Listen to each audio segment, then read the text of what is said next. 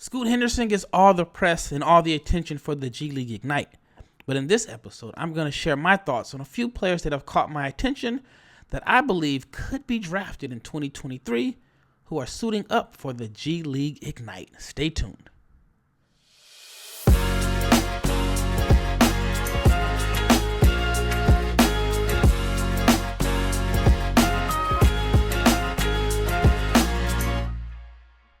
I hope everybody had a merry and happy Christmas. I know for me and my family we were quarantined due to COVID, but everybody's doing fine. I feel like I'm 100%. My son is back to normal, so we're at the tail end of our quarantine. But overall, it was still a good Christmas despite the circumstances.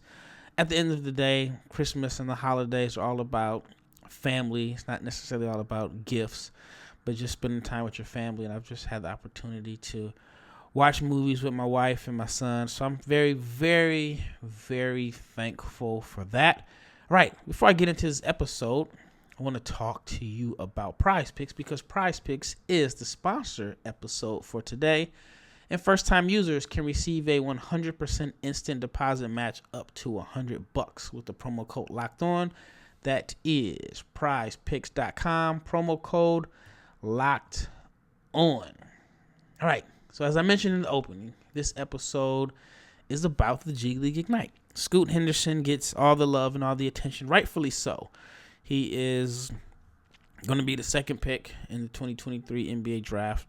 Don't really think that there's anybody that has done enough to surpass him. And despite the fact that he has missed some time with injury, I think the signs and progression that he's shown through 6 games is enough to solidify himself as the number 2 pick. He's averaging 21 points, 6 assists, 4 rebounds. The 48% from the floor is good, but the 47% from 3 on a decent number of attempts that has been the biggest sign for me. And then shooting 70% from the foul line. I would like to get that up.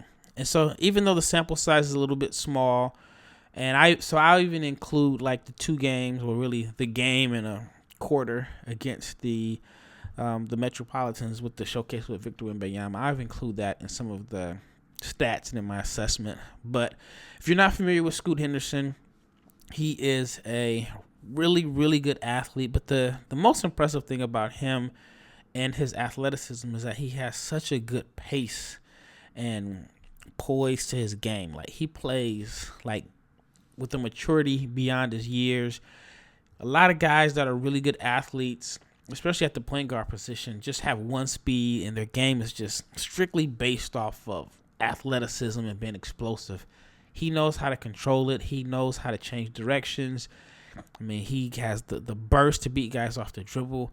But his game is just very, very mature and not fully based off of athleticism, which I think way down the line, 10, 12 years, once the athleticism starts to fade a little bit, I think he's still going to be really, really effective because he just is so smooth.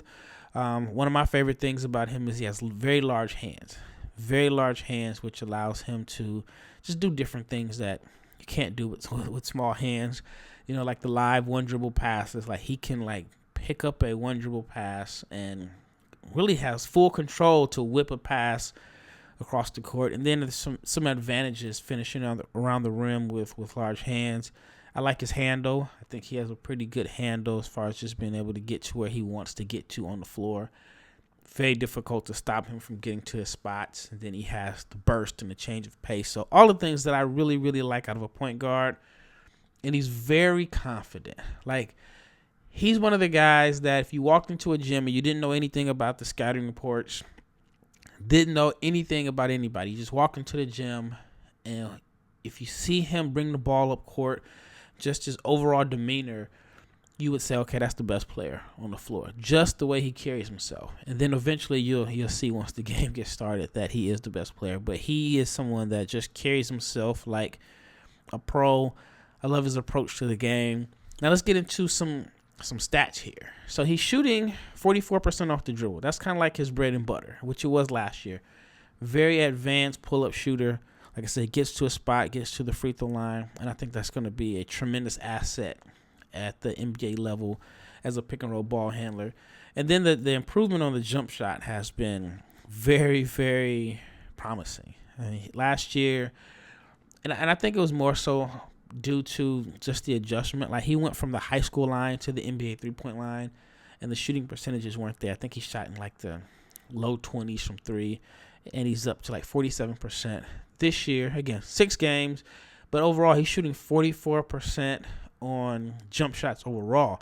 So he has put in the time and the effort to improve his jump shot. And everything that I've heard about him and his work ethic, this is pretty consistent because, I mean, from what I've been told, he's just a hard worker, super focused, and even to the point where I've heard from multiple people, he still believes that he should be the number 1 pick in the 2023 NBA draft. And for a guy like myself that loves like openly confident guys, that really stood out to me.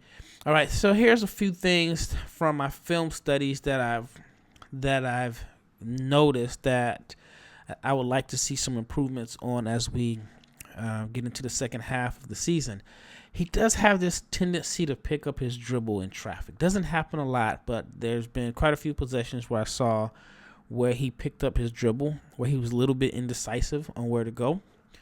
And then for whatever reasons, it's weird, he is making less than 50% of his attempts in transition. He's only shooting 43% in transition, and it's not like he's shooting a lot of transition threes. So I find that very interesting. Only shooting 30% in isolation.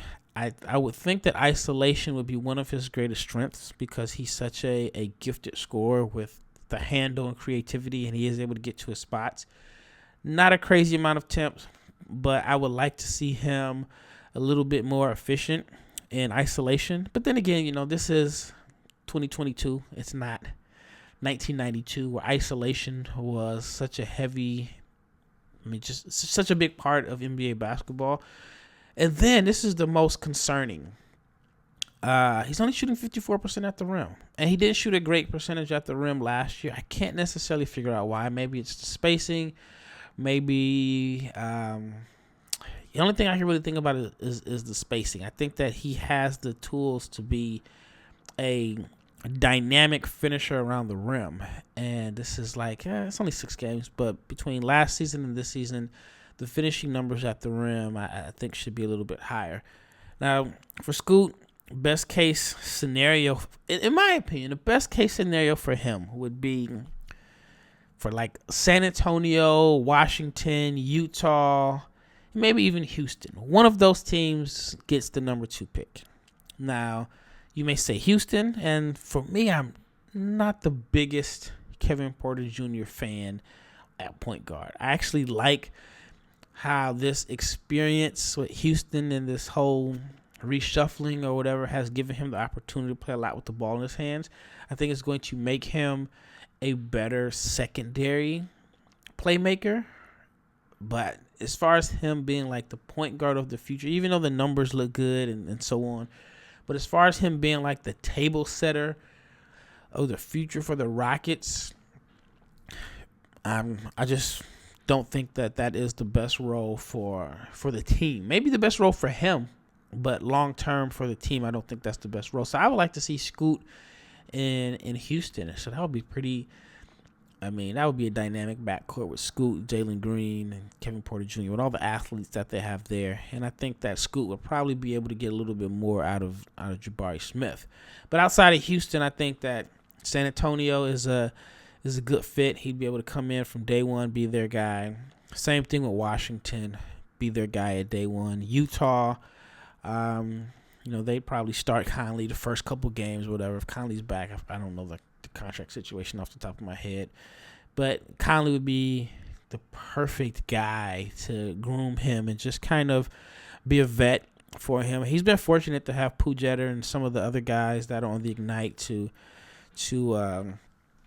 basically just kind of show him the ropes and all that. I think, like I said, I've already heard that he's super mature for his age as is, but having a guy like Conley as your vet would be tremendous for Scoot Henderson. All right, I talked about Scoot this dang whole first segment. All right, when we return, I want to talk about Leonard Miller, who I believe the G League Ignite has done the most for him. There's some guys that the Ignite, that they were already really good and the Ignite did a little bit for, but I think the Ignite has done a lot for Leonard Miller. And after I talk to you about Prize Picks, we'll talk about Leonard Miller, but let's just go ahead and talk about Prize Picks right now. For those of you who have no idea what Prize Picks is, let me tell you. You pick 2 to 6 players, and you decide if they will score more or less than their Prize Picks projection. And you can win up to 25% of your money, or 25% times your money on any entry. There is no competing against other people. It is just you versus the projections available. Prize Picks offers projections on any sport you watch. NBA, NFL, Major League Baseball, NHL, PGA, esports. I mean, they even have men's college basketball, women's college basketball, soccer, tennis, you name it. And the entries can be made in 60 seconds or less. It is that easy. They are safe and they are fast withdrawals. It is currently operational in over 30 states and Canada. So download the Prize Picks app or go to prizepicks.com to sign up and play daily fantasy sports. First-time users can receive a 100% instant deposit match up to $100 with the promo code Locked On. If you deposit $100, Prize Picks will give you $100. If you deposit $50, Prize Picks will give you $50. So don't forget to enter the promo code Locked On at sign up for instant deposit match up to $100. All right, big shout out, big thanks to you, for making the Locked On NBA Big Board podcast the first listen of the day. Now make sure you check out the Locked On Sports Today podcast because it is the biggest stories around the sports world in 20 minutes or less. Plus, you get instant reactions, game recaps, and Locked On's take of the day. Locked On Sports Today. It is available on YouTube or wherever you get your podcasts. All right, once again, this is Rafael Barlowe, your host, the director of scouting for NBA Big Board, and the founder of NBA Draft Junkies. I guess I forgot to mention that in the opening if you are a first-time listener. But if you're familiar with me, then you know my name. You know my game is to talk about the NBA draft. All right, and the next player that I want to talk about is Leonard Miller. So my first time seeing Leonard Miller my first time seeing him in person was at the Combine last year. I had a little bit of, a little bit of familiarity, if that's a word. I was a little familiar with his game prior to the Combine. I watched some of his footage. Grainy footage. If you've seen like some Leonard Miller footage from last year, he was playing in this gym. It looked like a rec center that has just a big window in the background where you can see like the cars pulling up and you can see people walking in. And the footage wasn't the best. I mean, it just really looked like, like a guy that was at the rec and somebody filmed it with an iPad or something like that. Couldn't help but just see how this guy was 6'10" and just getting the rebounds and just gliding down the court. Showed some flashes of just being able to make plays for others. I mean, he was just by far dominant on video compared to the players that he was playing against. Then I watched him at the Combine, and he looked absolutely lost. He looked like a guy that just was way out of place.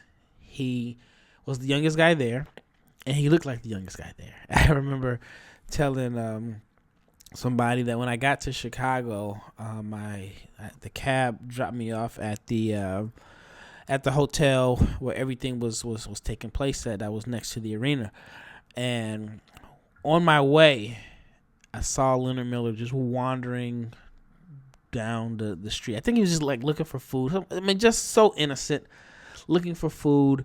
And, I mean, he had, like, his Combine, I don't know if it's, like, the shirt on, but he had the credential on and so on. I mean, he just looked so harmless and innocent. And that's when I knew, like, okay, this guy is really, really young. And then when he was playing, he just looked like a fish out of water in a sense. The game was too fast for him. It looked like it was his first time playing against guys that were that big, strong, and athletic as he was. He made a few passes here and there where you'd be like, okay, you know what, this kid has something. But other than that, I mean, I thought that the experience for him at the combine was good because it showed how far he needed to go to be an NBA player. And this year, he's looking like an NBA player. I mean, the improvements he's made is a big testament to just the G League in itself. You know, I think that's what the G League is supposed to be about, developing guys and preparing them for the NBA. And I think that they've done an excellent job with Leonard Miller. And because you have to like the size. He's 6'10", has this good combination of size, strength, and skill level. Not like this overly explosive athlete, but he is a fluid athlete. He is a good athlete. And if you look at the numbers, he's leading the team in total points, rebounds, and steals. I think he's only played in 16 of their 20 games or something like that. But I know he hasn't played in every game, but he's been there, like I said, leading the team in points, rebounds, and steals. Now, the majority of his points are in transition. That is where he is at his best as a guy that can get the rebound and push it up floor, whether it's create offense for himself in the open court or for teammates. He is at his best when he is playing with freedom and in just in the open court.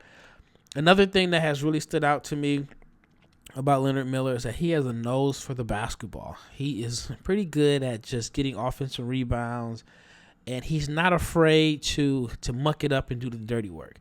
That was very evident, and I know it was probably an embarrassing situation, but at the Ignite versus Metropolitans game, basically the Scoot and Wembayama showcase, he was on the receiving end of a nasty dunk by Victor Wembanyama. I mean, I know it was embarrassing, but what stood out to me was that this guy is not afraid to try to block a shot. He's not finesse as far as looking to avoid contact. I mean, he just goes out there and he plays hard, and that's one of the things that I really, really like about him. Now, as far as the numbers, he's shooting 65% at the rim, which is pretty impressive. 80% at the foul line. I'll get to that a little bit later, but I believe in the shooting touch. And then as far as shooting off the dribble, he is shooting 45% on jumpers off the dribble, which I think is really good. And then as far as cutting to the rim, he's making 73% of his cuts. Now, a play that has really, really stood out to me and made me a believer in Leonard Miller was there's a game against Salt Lake, and I think they were down 1, and I want to say it was 7 seconds left. They inbounded the ball to Miller. I think Scoot was taking it out, and they had 2 guys on Scoot, and they ended up inbounding the ball to Miller. He caught it at about the free throw line, drove all the way down to the opposite free throw line, and just comfortably sank a pull-up jumper off the dribble. The confidence in the clutch is something that caught my attention, and the fact that he hit it. And so it just showed me that this is a guy that's not necessarily afraid of the moment. He wanted the ball in a clutch situation, and he shot it confidently. Wasn't looking to pass, and he made a jumper that put the team up by 1 with 4 seconds left. Now, unfortunately, they ended up losing the game, but I was impressed with that sequence right there. And I love how the Ignite and their coaching staff and just everyone that's involved with the team has done a good job, of course, developing him, but trusting him with the ball in his hands, has given him some ball handling duties, which they've been able to spread the ball around a lot. Now, here is the bad. He's still raw. There are still some times where he looks like he's an 18-year-old that is playing against guys that are just another level above him. The turnovers and decision-making has, I'll just say that it definitely needs to improve. He has 35 turnovers and only 26 assists. Overall, from the field, he's only shooting 34% on jump shots. I think that definitely needs to improve. There's still some very raw-looking and ugly possessions where you can tell that the advantages that he had the advantages that he was able to create and use against smaller players and players his age aren't there. So it leads to him kind of picking up his dribble, just have some funny looking possessions.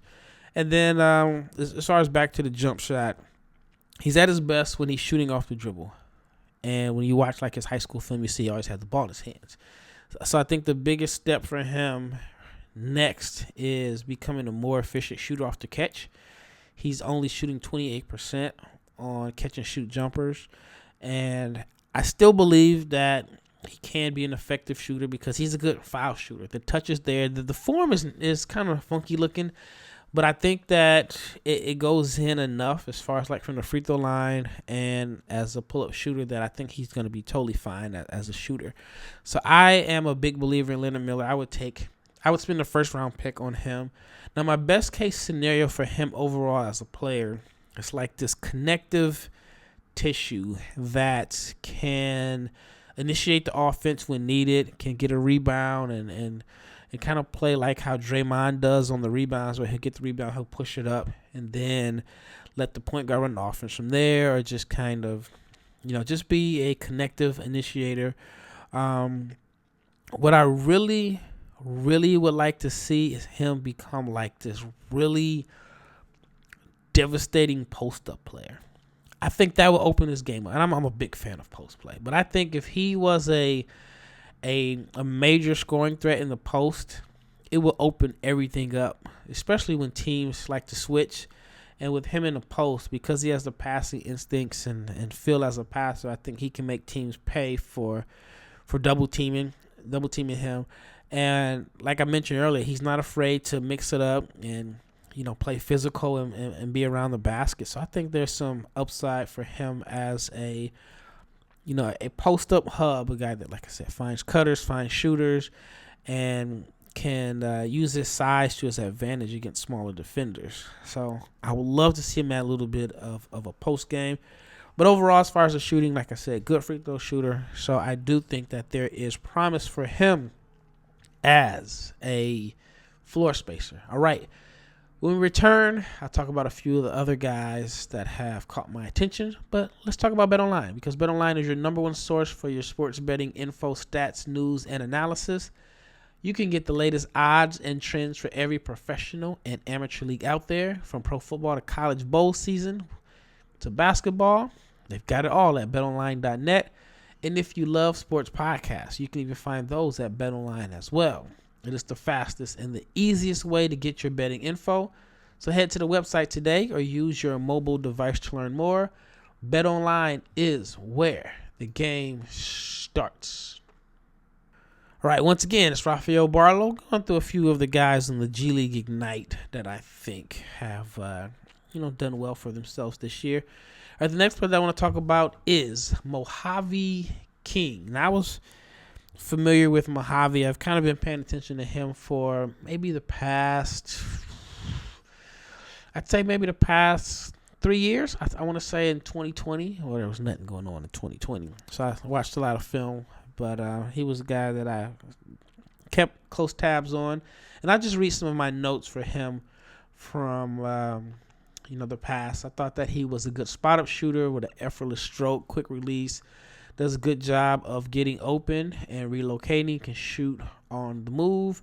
Has good positional size. Good athlete in the open floor.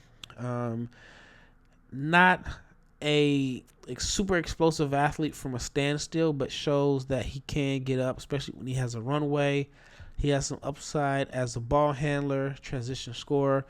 And then my concerns were, I thought that he could become a little bit better passer, and he turned the ball over more. He had more turnovers than assists in the league that I saw.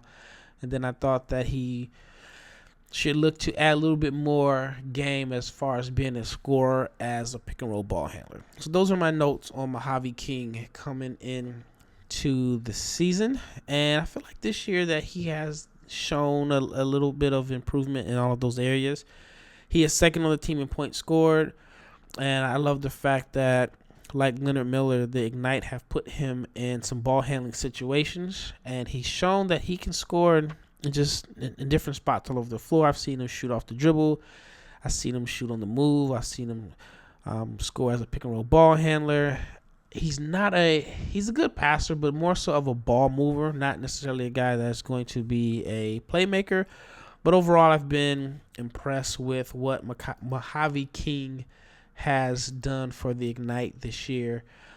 He had a very big game against the Metropolitans. I was there for that, and I think that he has done enough to put his name on the radar. I mean, well, that's a dumb statement. He has already been on the radar, but I do think that there is a chance that he could be one of the top 40 guys drafted. Now, as far as like where he's getting his offense, it's just all over the place. He's used as a spot-up shooter.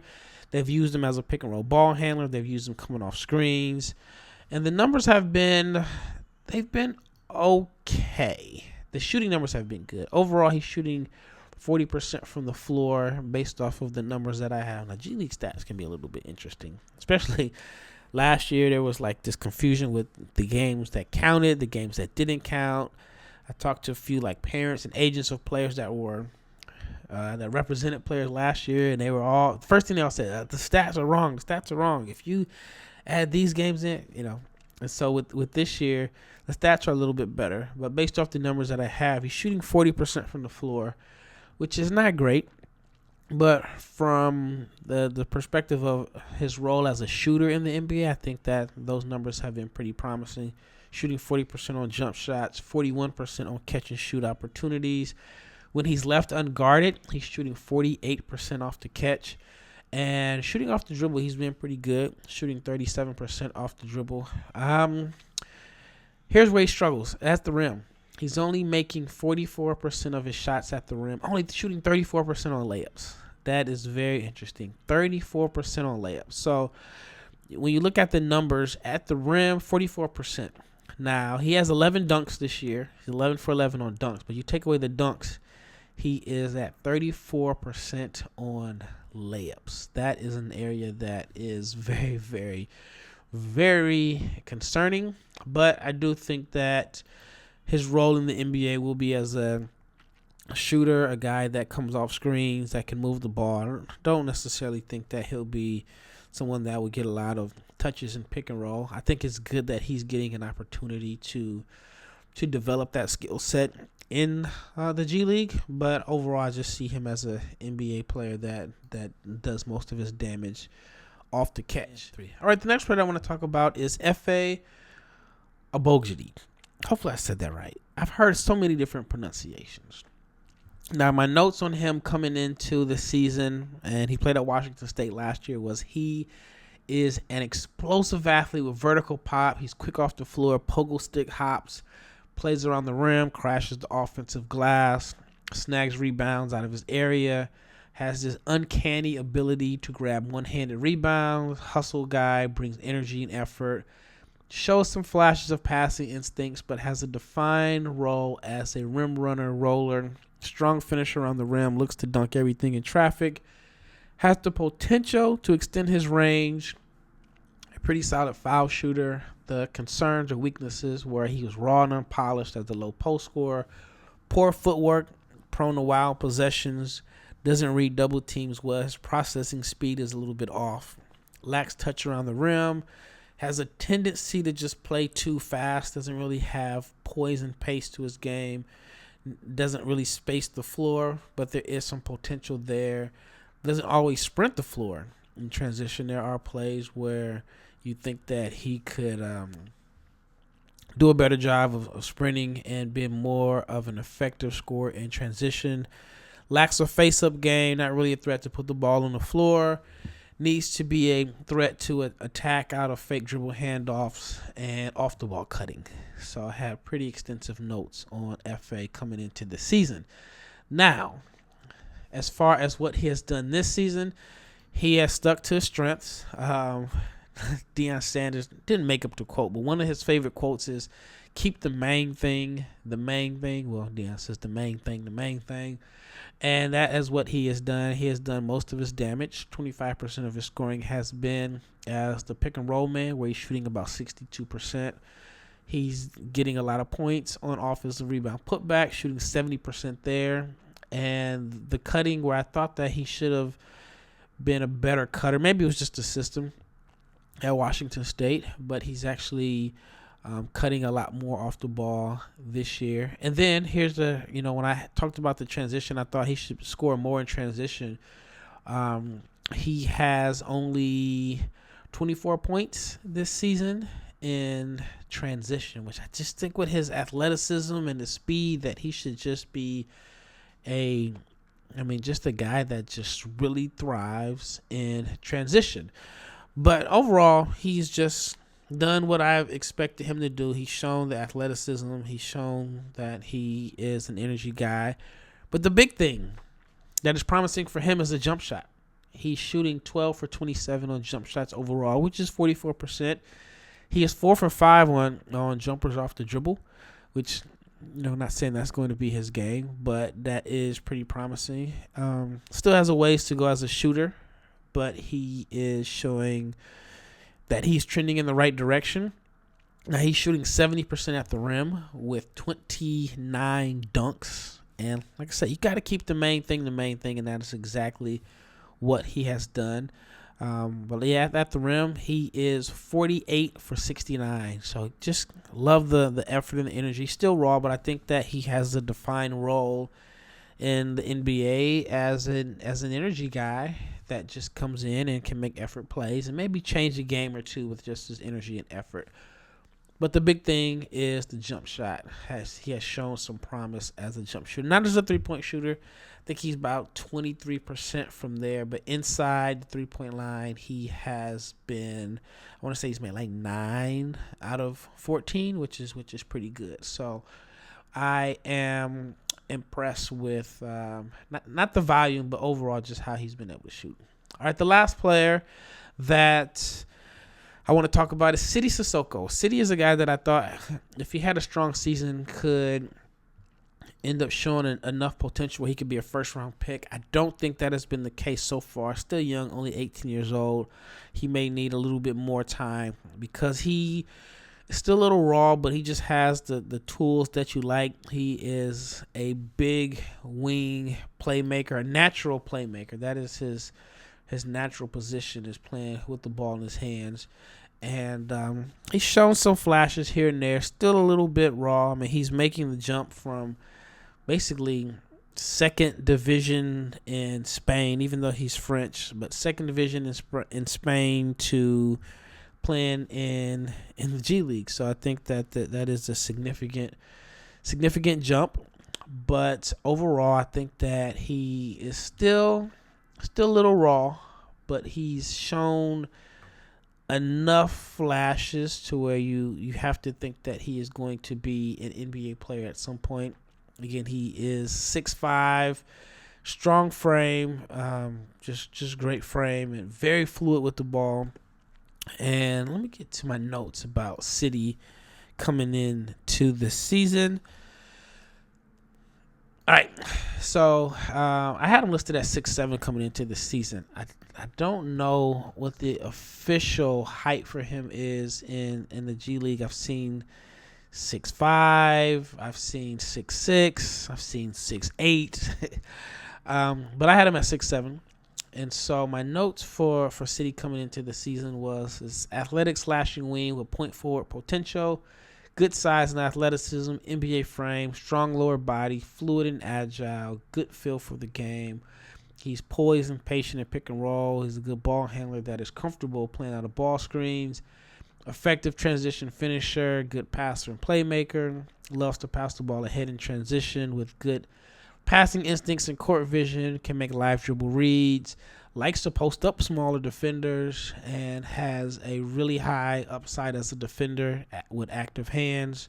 I thought that he had promise as a shot creator with some scoring instincts and has this potential to be a decent pull-up shooter, rebound and run threat. Very unselfish, but has some toughness and feistiness to him and can get downhill with his long strides to the rim. And then my concerns were the shooting consistency, his outside shot. He's an inefficient scorer. He needs to tighten up his hands a little bit, even though he's a pretty good ball handler, but he can just, do some things to tighten it up. I thought that he was prone to taking wild shots and settles for too many threes. Falls in love with the three and he had more turnovers than assists last year playing in second division Spain, right? So coming into this season, I had pretty extensive notes on City. And this year, I'd say that he's been just okay. Again, you have to like the size and the strength and fluidity and the passing, but he's still raw. The jump shot is still a work in progress. Only shooting 28% on jumpers. Is struggling off the catch.